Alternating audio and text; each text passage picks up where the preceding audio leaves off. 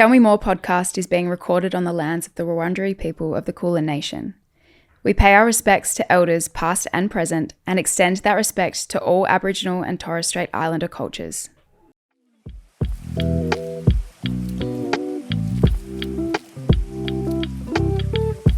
Hello and welcome to Tell Me More.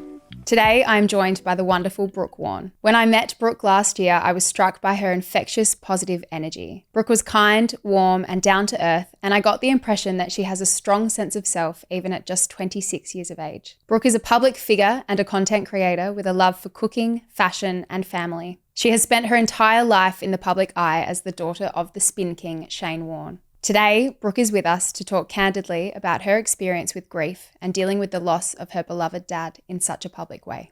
Brookie, obviously your dad was an absolute icon, loved by so many, and I feel like everyone sort of felt like they knew him in a way.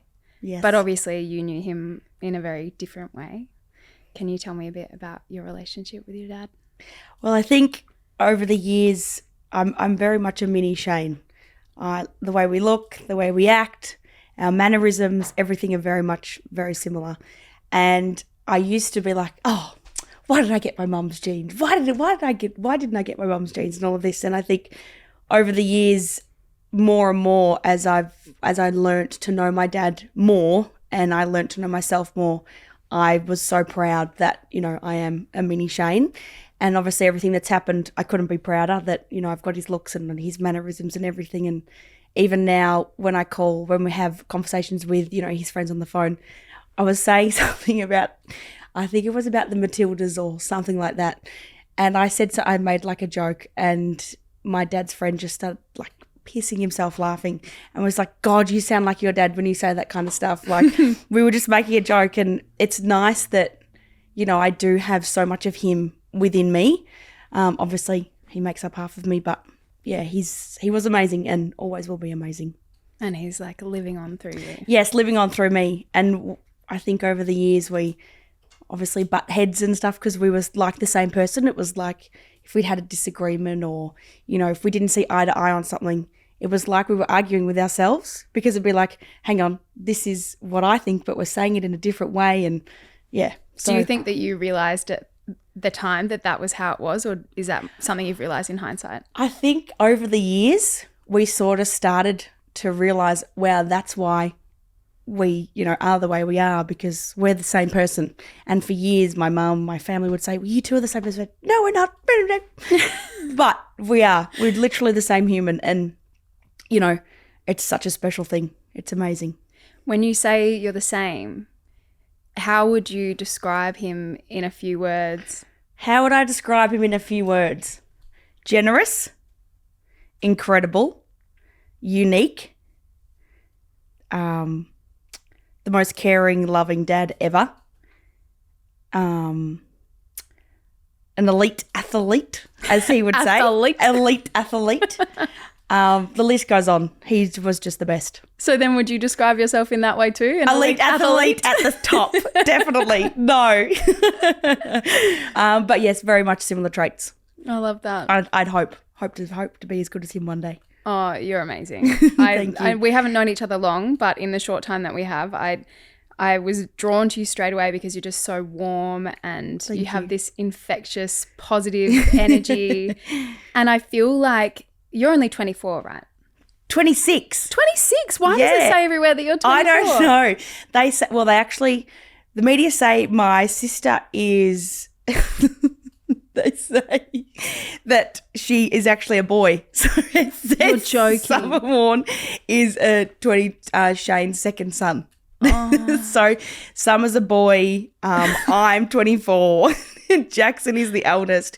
So they just get it wrong. It's all mixed up. Well, why don't you clarify for us? You're 26. I'm 26. I'm the eldest. My brother is 24. He's the middle. And my baby sister is 21, turning 22 on Thursday. Oh, so exciting. Yeah. So when we met, you would have been 25 though? Yes, just turned 25. And I feel like I certainly didn't have such a strong sense of self at 25, but that's the vibe that I get from you. Oh, thank you. I am wondering if everything that's happened over the past 18 months, losing your dad, do you think that there's been a push for you to mature more quickly, or do you feel like that was something that happened before? Or yeah, can you tell me about your journey with yourself over the last year and a half? So I think growing up in the public eye, my brother, my sister and myself, we've had to grow up a lot quicker. And, you know, everything that's happened to us as kids, you sort of have to be strong and get on with it, or you're not going to be able to handle, you know, what's going on. So I think growing up, having that, always having people looking at you and having to be so resilient, I think from such a young age, we had to grow up quick. And I think with us having such incredible parents and such incredible guidance and seeing how strong they were when constant things were coming at them, I think we wanted to be like them and with their mindset. And I think now, obviously, growing up without a dad, well, I haven't not grown up without a dad, but, you know, in the future, I think there's a lot of things that we have to think about, and we have to sort of say, okay, well, how would dad handle this situation? And we want to handle it like that, because that's sort of how he, you know, how he raised us, always taught us to be, you know, always thinking and always have, you know, a positive outlook on life, but to always be strong and to not let people get you down and don't worry about what people say about you. And I think we've always had that mentality and always sort of had that in our heads. And obviously he would always tell us that growing up. And I think that's something that will stick with us, you know, forever. But growing up in the public eye, you know, you have to be strong. Otherwise, you know, you get really down and all of that. And people say, you know, used to affect us. And obviously there's still some things that do affect us, but they just obviously have really sad lives, and they don't have, you know, they're not strong, they're not resilient. They don't have that kind of, you know, toughness inside of them that we have if they feel the need to put everyone down and put us down and whatever. Yeah. So I think we've definitely had to grow up a bit more in the last 18 months, but I think we've sort of been not preparing for this our whole lives, but sort of had that strong mentality since we were little. And I think that's helped us because of how we were raised, if that makes sense. Definitely. I think, yeah, the day that we met, there was media around, and I was going through a hard time. And, you know, like I said, you were so warm and positive and friendly, but then instantly when these journos were around, you were like helping me to put a guard up, because you're like, don't trust them. No. And I was like, you can't. There's only, you know, a couple you can trust, because they're always going to try and be your friend. But at the end of the day, they want to make their money and they don't really care about you. And, you know, I think, you know, everything that you had to go through last year, I still remember when we met at the airport, we were getting our luggage off the thing and you were so stressed. I was like, hi, I'm Brooke. Like, hi, I'm Olivia. And we got to the hotel and we sort of hadn't really had much to do with each other. And then we had the dinner that night and we sort of were making a few jokes, and I was being your hype girl and you were getting the pictures taken. I was like, yeah, Olivia looks so good. Like, you know. Yeah, you were. And then the next day we were sitting next to each other at lunch. And yes. We had a big chat that day, and I think good energy attracts good energy, and we just, you know, we clicked. Oh, you're such a cutie. I love that. Well, yeah, definitely. But I think you switched from being this, like, I feel like you can go in and out from being, you know, just yourself and relaxed to then having this protective mechanism, which I think is really impressive, and obviously something that you've had to learn over the years to have. Yeah, I think I'm a very protective person, and if something, the littlest thing, say if our food's wrong or something, I want the people that I'm with to make sure they're looked after. So I'll make sure that the food comes out right, and I'll check if something's wrong, or I'm just, I don't know, I've got that sort of instinct and that sort of, I don't know what you call it, but I just want to make sure that the people that I love are looked after, you know? I feel like it's a beautiful trait. Yeah. Sometimes it can come across a bit defensive and a bit aggressive, but no, strong. You know, I think strong's the word. Strong and protective. I think they're good things for sure. Yeah. So obviously it's not an easy thing to talk about, but I do want to talk specifically about grief. Yep. And the loss of your dad. Mm-hmm. Can you tell me a bit about that time? You don't have to tell me about the exact day. I don't want to make you, you know, relive any trauma from that time. But if you can tell me about the time and what happened and how you coped with that. So lots of people say, you know, this when something traumatic happens, it's, a blur and, you don't remember that kind of stuff.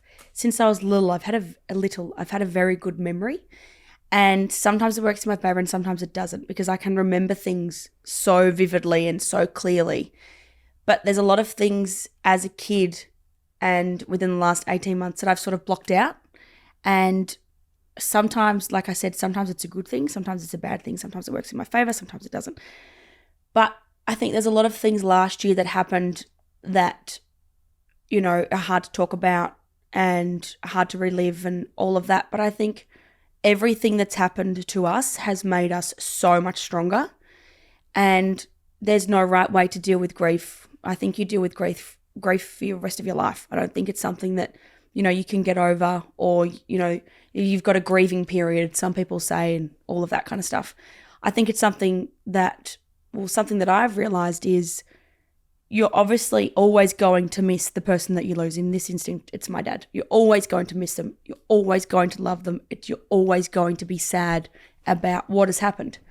But I think you learn to live with that sadness, and you learn to, I suppose, I don't think that's maybe the same for everyone, but I think depending on how you've grown up and depending on, the relationship you have with your parents or whoever it is, person that's taught you so much, I think you owe it, well, I feel like I owe it to my dad to be strong and to, continue on his legacy. And, he wouldn't want me to be sad and sitting here and wasting my days. He'd say, what are you doing? Get up, do something, try harder, like, come on.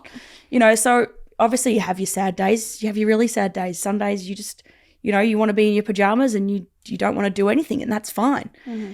But I think you need to be strong and you need to have something that drives you each day. Some days you may not have that motivation, some days you might not have the discipline or whatever. But I think it's good to have good people around you, good to have good energy around you, mm-hmm. do things that make you feel good, talk about that person that's passed away. A lot of people don't like to talk about, their mum or their dad or their brother or their sister, and they probably have that for their own reasons. But if someone brings my dad up, I love to talk about him, because, he was such an amazing person and had such an incredible impact on this, this world. Yeah. And, it's my partner Alex and I always think, and we say, it's so weird that we were put here on this earth at the same time. Like, there's all these years that have passed, all these years that are going to come. Isn't it weird that you're here on this earth with these certain people?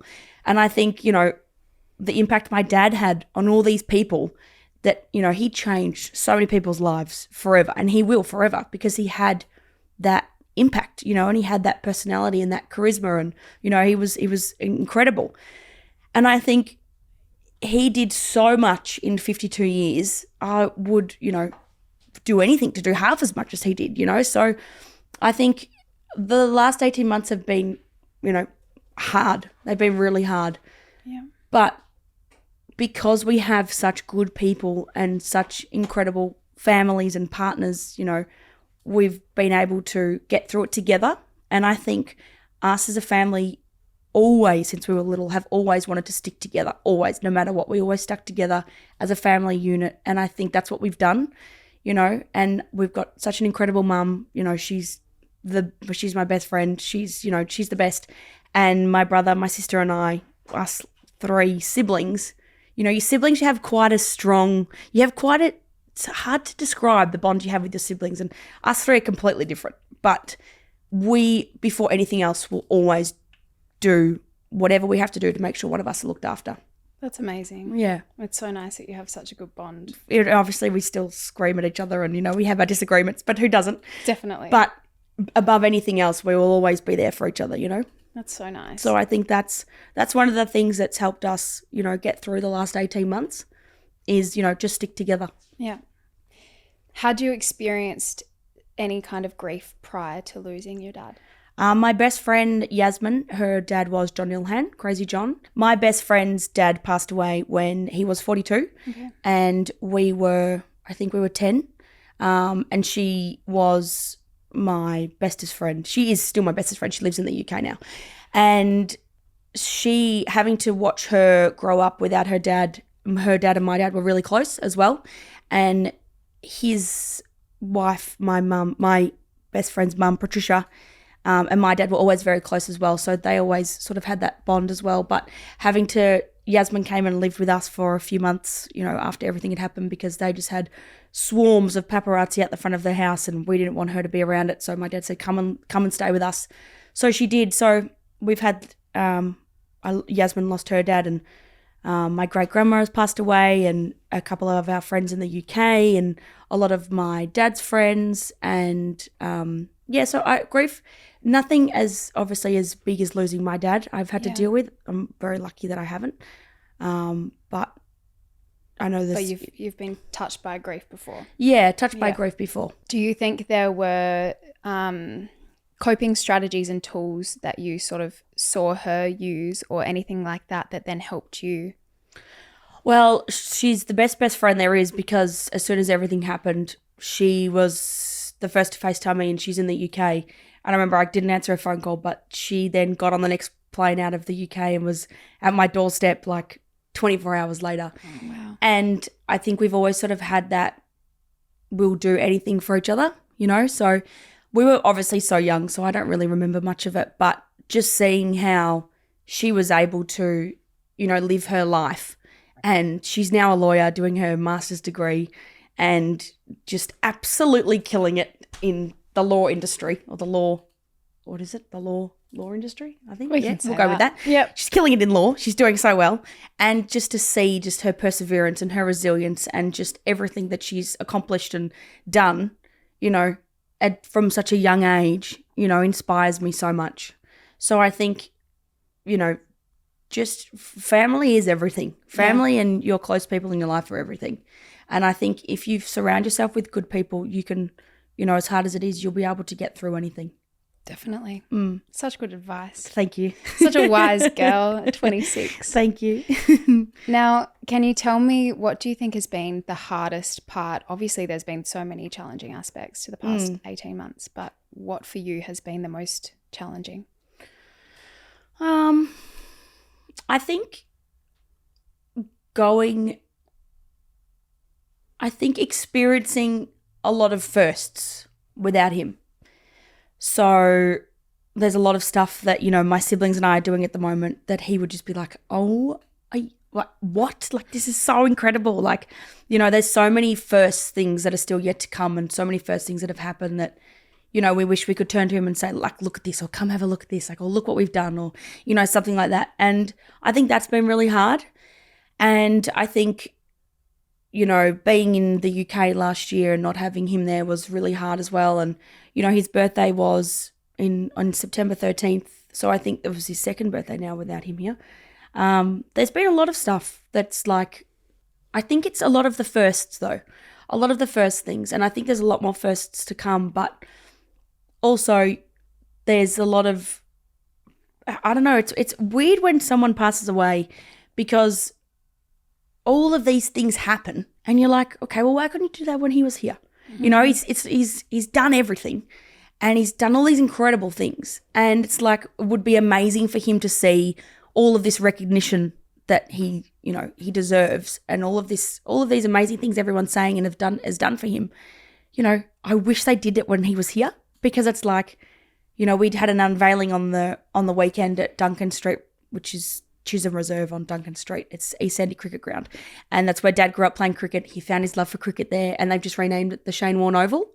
And obviously with the MCG stand, the Shane Warne stand, and Mentone Grammar, it's like, he would love this. He'd be going, look, that's my oval. How good is this? Like, that's my stand. Like, he would just love it. He would be so proud and so happy. And I just think it's such a shame that, he sees it in his own little way. But, that's one thing that I wish he would be able to see, all of these amazing things everyone's, done for him and his legacy, and, because of everything that he's done for everyone, So that's one thing. I'm like, come on, I wish you could have seen all this, Yeah. I mean, obviously I've experienced grief and loss and losing special people in my life. And I feel that in a sense, even just a funeral alone, like when people say so many beautiful things about the person that they'd never say to them when they were here. 100%. So do you think because of that, you say that you love your family and friends more than you maybe did beforehand. 100%. Yeah. Like my brother, my sister and I would never say, okay, love you, bye, all the time. We say, okay, love you, I love you, I love you, always. And I think, you know, and they obviously say it back. But I mean, like, it's little things like that. Like, you know, people always say, oh, make sure you tell your people that you love them. It's true. 100%. You have to. Yeah. Because you don't know when the last time's going to be. You don't know when your last hug's going to be. You don't know any of that. So just, and you know, you don't know, unfortunately, when your time's up.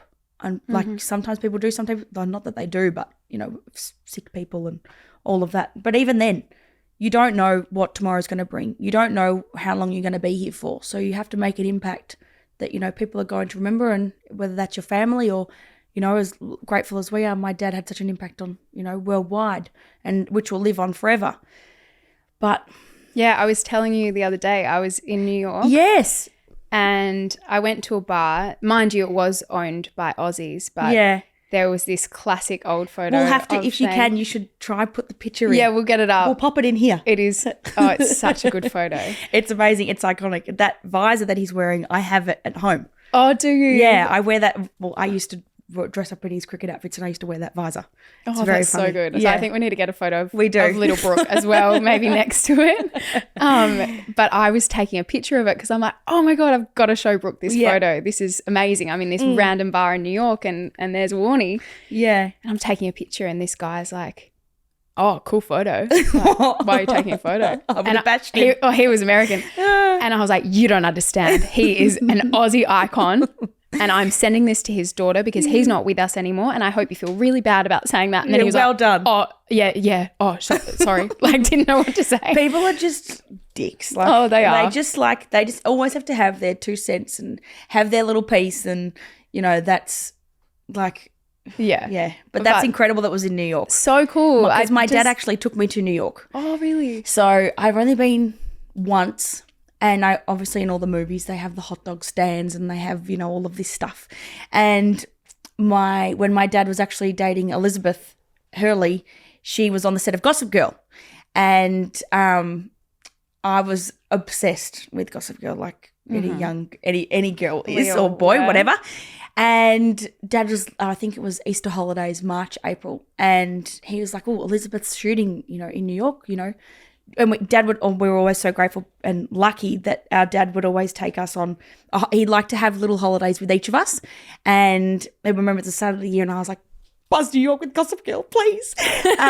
Anyway, so we went to New York and I actually was on the Gossip Girl set. That is so I met, cool. You know, Blake Lively, Ed Westwick, Chase Crawford, Leighton Meester, all of them. And I was like, oh my God, this is the best day of my life. Oh, that is so special. So New York, I've always wanted to go back to. I haven't been there since I was there with my dad. And when you sent me that picture, I was like, that is so special because, you know, we made yes, Gossip Girl memory is great, but there were so many things that we did in New York that was just, I always hold between the two of us, you know, It was really special. So when you sent me that picture, I was like, oh my God, like that's amazing. You got to get your visor and you got to get to New York and get with to my that zinc. bar. Yes. Do you think that you and your siblings have processed things differently or similarly? And do you learn sort of coping strategies from each other? I think we're still processing everything. I don't think what has happened has actually sunk in yet. And I think, I don't know when it will, but I think we're learning to deal with him not being here. Yeah. So I think we're dealing with things all very differently. And it's just sort of like we are all so different, but I don't know. It's a hard one because we all sort of process things even, you know, we all process things differently anyway in day-to-day lives, in day-to-day activities. And I think with something as big as this, I think it's a very personal and unique thing. I don't think there's a way to deal with it. I don't think there's a way not to deal with it. I think it just all depends on the type of person you are, the relationship you have with the person that's passed, and what you want to do moving forward, I think. Yeah. And, you know, for me, I got in a little bit of a rut and, you know, we all did. We were just, you know, we wanted to just, well, not a rut, but we didn't want to do anything. You know, I think that's just, and I think that's normal. Grief. Yeah, that's grief, and it's such an exhausting thing to have to deal with, and like to deal with day to day, because it's never going to leave you. And that's what I meant before, when, you know, that's never going to go away, that feeling, that sense of like something is gone from you as well. But I think it's learning how to keep going and learning how to keep moving with your life without moving on. Because people say, oh, have you moved on? It's like, how could you? No, you I don't want to, and Yeah. I never would. It's learning to deal and learning to move on with your life, not move on from that person. And I think lots of people, I don't know, I haven't spoken to people about this, but I think there's like a bit of, how would you put this? I feel like people sort of say, yep, there's your grieving period, this is this, you'll get over it, and then you go on, you move on, you move on from this thing. You don't. Yeah. You know? I think there's a lot of people say, you know, time heals. But I don't really agree with that. No, I think it depends on what it is. But I think when it comes to grief, and from my experience, that you don't learn, it doesn't get easier. Yeah. But you get better at Correct. sort of parking it when you need to, working around it. Yeah. And living your life, you know, despite how you're feeling. Yeah. Rather than it shrinking. Yeah. You spot on. And I think that's what we're sort of learning now, and what we have sort of been learning is, and to sort of we've been speaking about it, is because that's never going to go away. That sense of loss, that sense of sadness, that's never going to go. We'll be sad for the rest of our lives, but it's learning how to say, you know what, I'm sad, but I'm going to try and be happy today. I want to be happy today for them. I want to be happy today for us. I want to be happy, you know, for the people that I'm celebrating, or whatever it is. And the people that are still here. And I think that's such a big thing that I think a lot of people get too caught up in their own heads about, is, oh, I'm still sad, and it's, you know, this long after. It's like, you're always going to be. Yeah. You know, and there's nothing wrong with that. It's making sure that, you know, as long as, yes, you have your sadness and have as many days as you want not talking to anyone or doing anything, but as long as you still find that joy in little things, whether it's a laugh, cooking, laughing, watching a movie, watching, you know, a funny TV show you guys used to watch together, or whatever it is, finding joy and laughter. It is the best thing in the world. Laughter is the best. People say it's the best medicine. It is. 100%. If you laugh in the shittest of times, my brother has this friend, Sam, and he's hilarious. He'll love that he's getting a shout out. But he just could make, at this, we all sort of were all staying at our beach house. We're all together and we're having our little crew. And he would just say the funniest things and would just make us laugh. And I can still picture now, like, we'd be crying, bawling, and then we would just start hysterically laughing. And we would just go, this is just effed. Like, what is happening? Like, are you kidding? You don't know whether tears we don't know are exactly. laughter or and sadness. Having people, and, you know, we've got this really good friend, Riley, and he just would make, he was just as sad. He was, you know, he was quite close to my dad, and he would just make us laugh, like, you know, and we're just so grateful that we have those friends that will just come and be with us and just make us laugh, you know. So I think laughter's just, it's the best thing for you. Definitely. Yeah. So obviously that's a bit of a coping mechanism for you, laughter. Can you tell me about some of the other things, other strategies that you have? Say you do wake up and you're feeling particularly low. Yeah. What are the things that help you to get out of that state of mind? I think there's a couple of different low days. I think there's some low days where I just want to be on my phone and just scroll aimlessly for 8 hours in my pajamas in bed. Or there's days where I'll not want to talk to anybody and I'll just want to watch TV, or I'll want to watch movies, or watch movies that, you know, Dad and I'd watched together, or we watched 2.5 Men when we're sad, and at the moment we've just started watching it again because that was Dad's favourite show. He loved 2.5 Men, and as kids we'd always watch it with him. So we'd watch that. Or there were some days where we were sad but we really missed him, so we'd want to watch videos and we'd want to watch old home movies, and my mum videoed everything when we were kids. So we've got so much footage. We're so grateful to have so much footage. And obviously now with phones and everything, we would always video so much. So I think there's a few different low days, and sometimes the days where you watch all this footage, you know, when we'd watch footage, when I would watch, you know, videos and stuff of my dad, it would actually make me sadder. But then afterwards, I would be like, I'm okay, because I've just felt like I've just spent the day with him and, you know, we've laughed and all of this. So I think you deal with it however you feel like on the day. Yeah.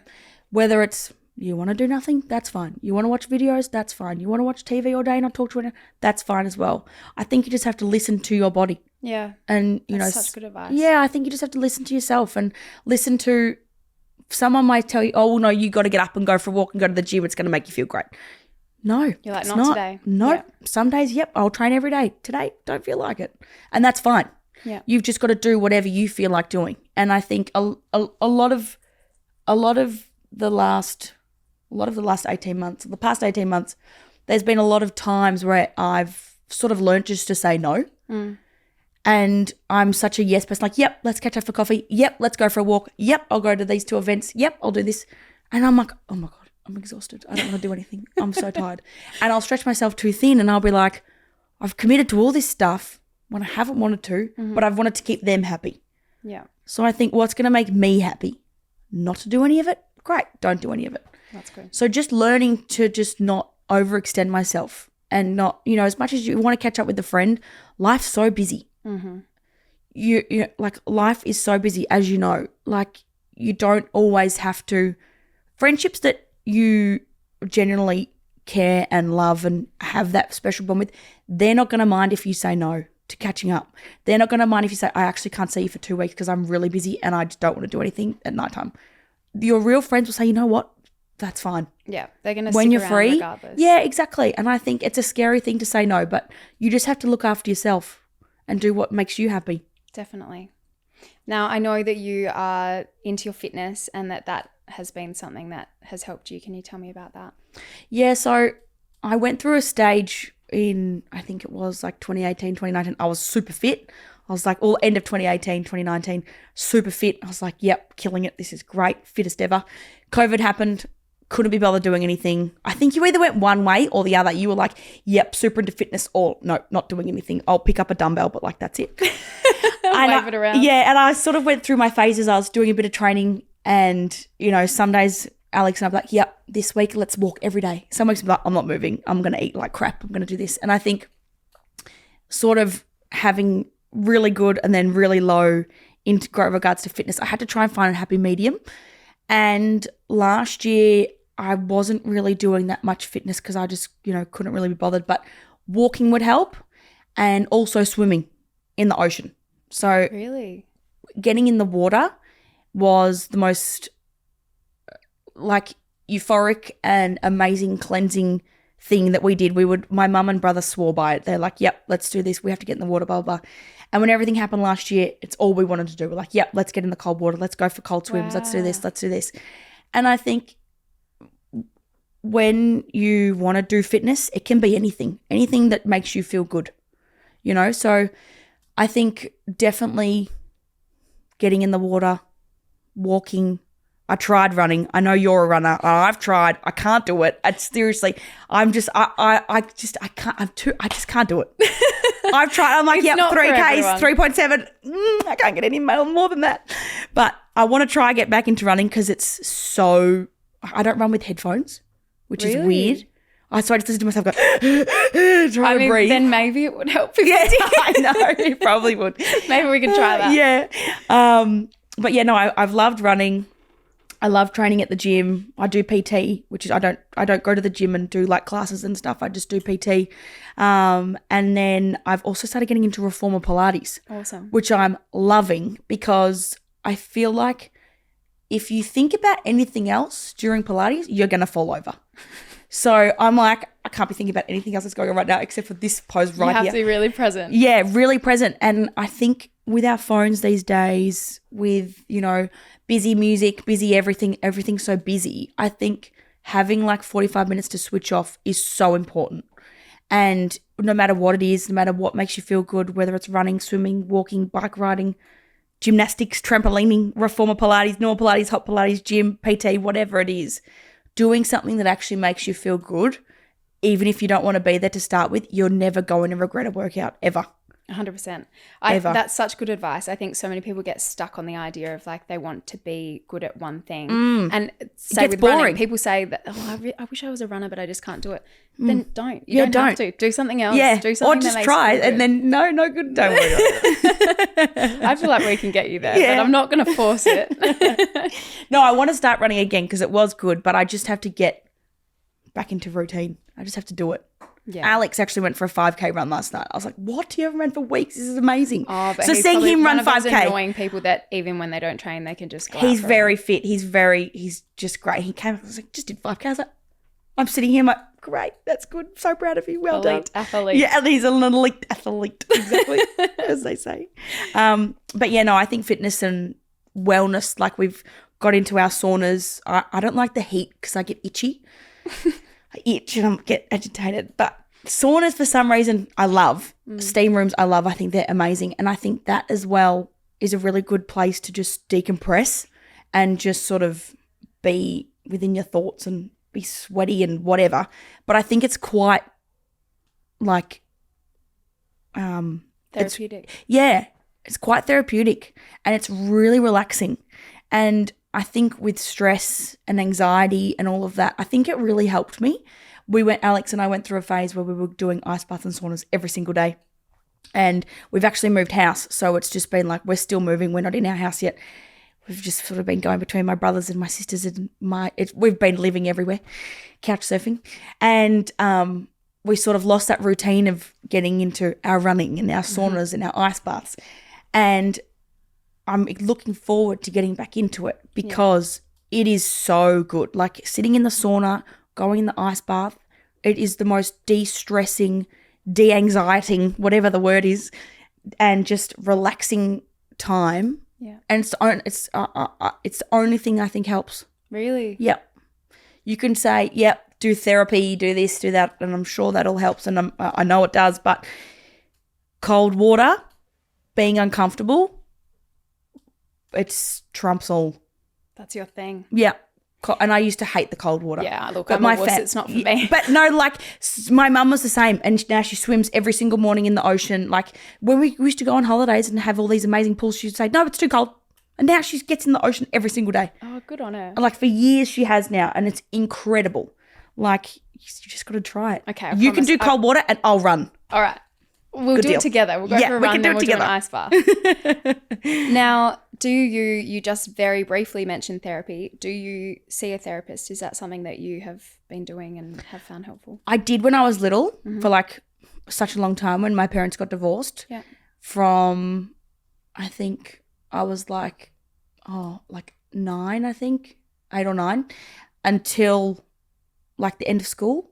I'd still go, I'd see her every day during school and I'd do these little booklets and all this stuff. She was great. But I haven't seen her for a very long time, for a few years now. But I think it is something, I think it depends what you're going through. And I did counselling for a long time as a little kid, and I think it may be a little bit daunting to go back and, do it again. But I think obviously it would probably help speaking about this kind of stuff. But I think if you have the right people around you as well, sometimes I feel like I'm a therapist. Sometimes when I give people advice, I'm like, well, I'm good at this. You are good at advice. You've got great advice. Well, I was always given such good advice as a kid, from my mum and dad. So, and our family, friends and all of that. So I think it's something that I have done. I'm not sure if I will do it again, but yeah. But you'd be open to it. But I'd be open to it. Yeah, if I felt like I needed it, then I definitely would. Awesome. 100%. Because I've seen the benefits of it. Yeah. Myself. Oh, I swear by it. Something that helped me with grief was finding a way to talk to the person that I love, whether that's like literally in my head or speaking out loud. Is that something that you do with your dad? Is there a way that you feel like you sort of still communicate with him? Because I know you were saying that you see all these amazing things happening and you wish that he could see it or you could talk to him about it. Is that something that you do? It is. I think it's a private thing that we do, but one thing that I will share is the number 23 was my dad's number. We used to have it he was so extra. He used to have it on the back of his cinema chairs. He used to have 23. And in some of our houses, he had 23 tiled into the pool. That's amazing. And those houses, if they still have the pool, will still have the 23. Was it in a subtle spot? Or was it was in white tiles across the whole side of the pool. Like huge, like massive. And anyway, obviously this year being the year 2023 has meant a lot to us. And there's a lot of things that have happened in this year where we're like, what the hell? How has that happened in this year? And Collingwood winning the grand final in year 2023. Bobby Hill, number 23, winning the Norm Smith. The Norm Smith? That's right. Yes. Yeah. I just had to double check, then I panicked. And all the 23s that happened on that day, it's just like our little thing from him. Yeah. So whenever we see like the weirdest times 23 pops up, whether it's 23 degrees in the car, it's 23 on our phone, it's 23 11:23 or whatever it is, we see a lot of 23s and we sometimes are like, how is that there? Or there's certain 23s places and we're like, that doesn't make sense. Why is that there? So we're very not spiritual, but we are in that kind of way. And I think, people may think, oh, that's just mumbo jumbo. That's nonsense. It's just a number. I don't think it's just a number. I think it's something really special. And I agree. Yeah. Was like. There's too many coincidences. There's too many coincidences. Yeah. And I think it's really special because I think that's his little way of, communicating, not communicating, but. Well, yeah, showing you he's here. Yeah, showing you he's here. So all the 23s for the grand final, I'm not sure if you saw my video. When we won Collingwood, me. You, the elite athlete. Yes, the elite athlete, won the grand final. I could not, contain, my emotion. I was just like, are you serious? Underneath my dad's stand in year 2023, Bobby Hill, 23, and my brother's girlfriend turned 23 on that day as well. No way. Yeah, so it's just so many 23s. It's meant to be. Yeah, it's meant to be. Yeah, that's so special. So, yeah, so there's lots of special stuff like that. That's so cool. Yeah. I would love to ask you if there was something that you could say to your dad, if you could go back and have one last little conversation with him. Is there something that comes to mind, or there's too many things? I think there's lots of things that come to mind, but I think that I would just say that I love you and, you'll always hold a very special place in my heart, and I am him. I am a little mini version of him, and we will carry on his legacy forever. It's amazing, Brooke. Yeah. You are amazing. Thank you. I could talk to you forever. When I was younger, when I was traveling, my friends and I would do this thing called Oranges and Lemons, where you tell me that your orange of the day, that's something good. Yeah. And your lemon is something that's not so good. Yep. I would love for you to share with me your oranges and lemons of the day. From today? From today. Okay. Will you share yours too? Yeah, sure. Okay, sounds good. Okay, so my lemon. Oh, I know my lemon.